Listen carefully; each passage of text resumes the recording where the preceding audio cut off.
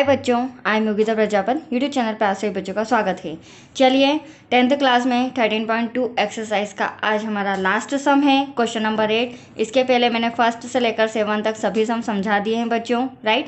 आज इस एक्सरसाइज को हम ख़त्म करते हैं और ये वाला सम मैं आपके सामने एक्सप्लेन कर रही हूँ, ठीक है, जो कि मैंने कॉपी में भी रिटर्न किया है। देखिए क्या बोल रहा है क्वेश्चन नंबर 8। एक गोलाकार कांच के बर्तन की एक बेलनाकार गर्दन है, ठीक है। एक गोलाकार कांच है, मतलब गोल शेप में है, और उसके ऊपर एक बेलनाकार बर्तन है, मतलब एक बेलनाकार गर्दन है जिसकी लंबाई 8 सेंटीमीटर है और व्यास 2 सेंटीमीटर है, जबकि गोलाकार भाग का व्यास 8.5 सेंटीमीटर है। इसमें भरे जा सकने वाले पानी की मात्रा मापकर एक बच्चे ने यह ज्ञात किया है कि इस बर्तन का आयतन 345 सेंटीमीटर क्यूब है।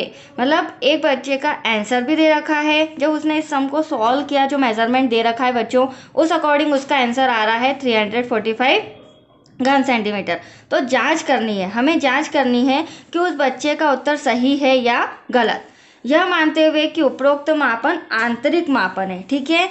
जो ये बर्तन मैं आपके सामने ड्रॉ बना रही हूँ, जो एक कांच का बर्तन तैयार होगा, उसमें हमें ये पता करना है, ये दिया गया है कि जो मापन है वो आंतरिक मतलब अंदर का मेजरमेंट दिया है, ठीक है।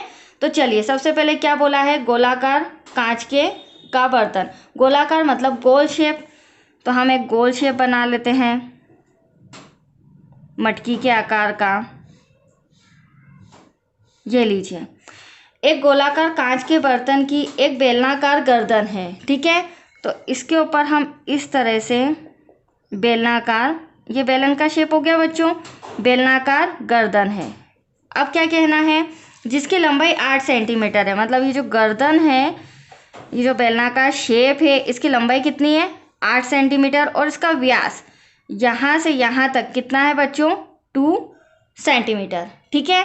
फिर क्या कहना है, जबकि गोलाकार भाग का व्यास 8.5 सेंटीमीटर है। गोलाकार मतलब ये हमारा गोला, इसका व्यास कितना दे रखा है हमें, 8.5 सेंटीमीटर।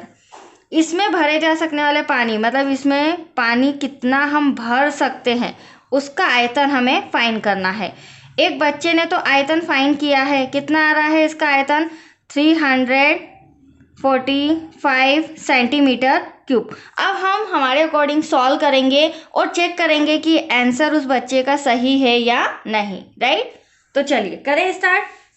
सबसे पहले जो भी चीज़ हमें इंफॉर्मेशन दिया है वो लिख लेते हैं। तो दिया है, अब ये एक शेप हमारा बेलन हो गया और दूसरा शेप गोला हो गया। तो बेलन की त्रिज्या R इक्वल्स टू, व्यास हमें बेलन का 2 सेंटीमीटर दे रखा है, तो 2 का डिवाइड करेंगे क्योंकि हमें त्रिज्या चाहिए, तो त्रिज्या आ गई बेलन की 1 सेंटीमीटर, ठीक है। बेलन की ऊंचाई भी हमें दे रखी है बच्चों, कितनी दे रखी है, ऊंचाई H इक्वल्स टू 8 सेंटीमीटर, ये रहा। अब तीसरी चीज़ हमें दे रखी है गोले की त्रिज्या, गोले का व्यास दे रखा है, बट हमें व्यास नहीं चाहिए, हमें क्या चाहिए, त्रिज्या, ठीक है। तो गोले की त्रिज्या कैसे निकालेंगे, जो व्यास है उसको हाफ कर लेंगे, आपको पता ही है बेसिक चीज़ें, जो व्यास है उसको आधा कर देंगे। तो देखो यहाँ पॉइंट आ रहा है, पॉइंट हटाते हैं, 0 लगाते हैं, तो आपका आएगा 85 डिवाइड में 20। इसे कैंसिल करते हैं 5 के टेबल से, राइट बच्चों। देखो कैसे करेंगे, 5 4 ज़ा 20, 5 1 ज़ा 5, बचा 3, 35, 5 7 ज़ा 35। तो हमारे पास आया 17/4। ये क्या आया है, गोले की त्रिज्या, ठीक है। अब कुछ भी नहीं करना है हमें, आप देख रहे हैं ये जो कांच का बर्तन बना है, इसमें 2 शेप है, एक बेलन है और एक गोला है।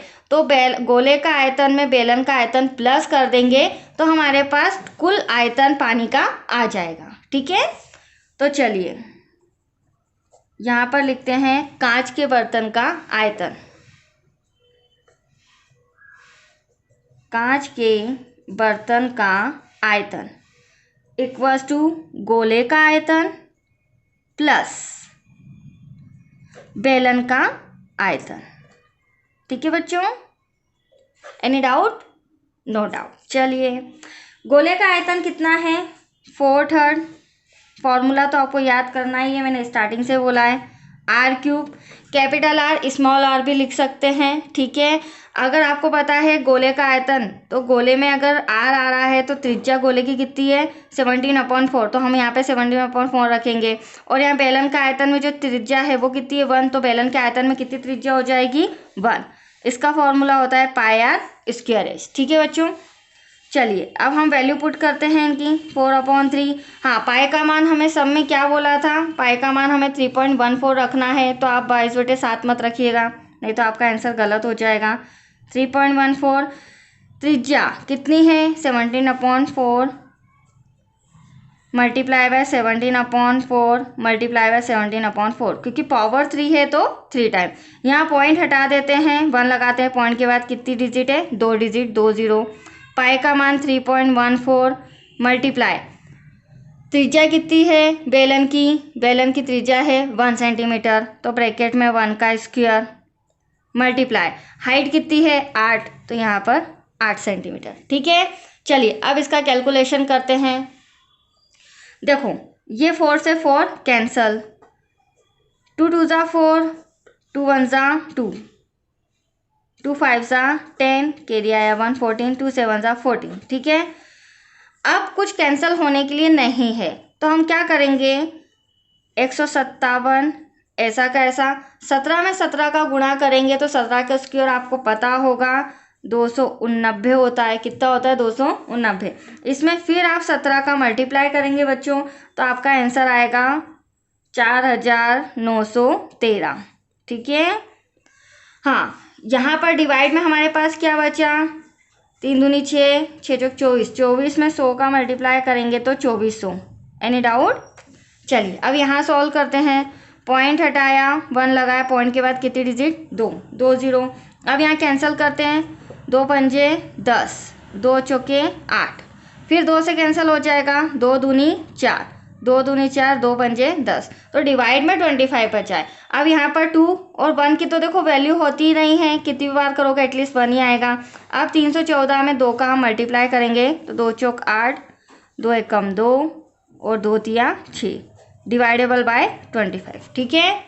अब 157 में 4913 का मल्टीप्लाई करोगे तो आपके पास आएगा, मैं डायरेक्टली आंसर लिख रही हूँ क्योंकि मैंने कैलकुलेशन पहले ही कर लिया है बच्चों, और ये तो बेसिक चीज़ें हैं जो कि आपको आती है, बस आपको इनकी प्रैक्टिस करना है कंटिन्यूस, ठीक है। यहाँ पर ये ऐसा का ऐसा, अब इसका इसमें डिवाइड, इसका इसमें डिवाइड, 2400 का 7,71,341, मतलब इसमें डिवाइड करेंगे तो आपका आंसर क्या आता है और इसमें डिवाइड करेंगे वो आपका आंसर मैं यहाँ पर लिख के बताती हूँ। देखिए 321.39, क्योंकि मैं अगर कैलकुलेशन करूँगी समय बहुत अधिक लग जाएगा बच्चों, तो आप मेथड अच्छे से समझिए।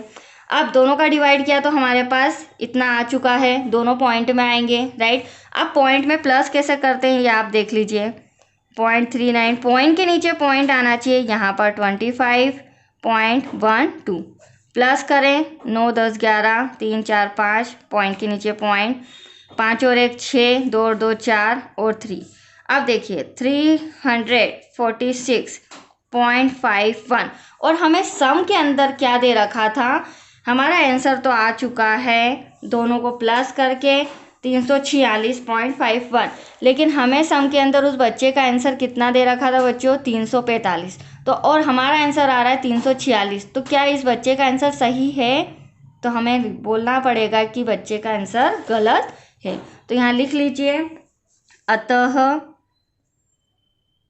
बच्चे का उत्तर, क्योंकि यही क्वेश्चन था क्या सही है या नहीं वो बताना है, सही नहीं है, क्योंकि सही आयतन 346.51 सेंटीमीटर क्यूब है। आया आपको समझ में? That's your answer. ये आपका सम कंप्लीट हो चुका है। कोई डाउट हो तो प्लीज़ कमेंट बॉक्स में भेजिए। ये आज आपकी 13.2 एक्सरसाइज कंप्लीट हो चुकी है बच्चों। अब मैं आगे 13.3 स्टार्ट करूँगी, ठीक है। तो आज के लिए इतना ही, राइट बच्चों। Thank you.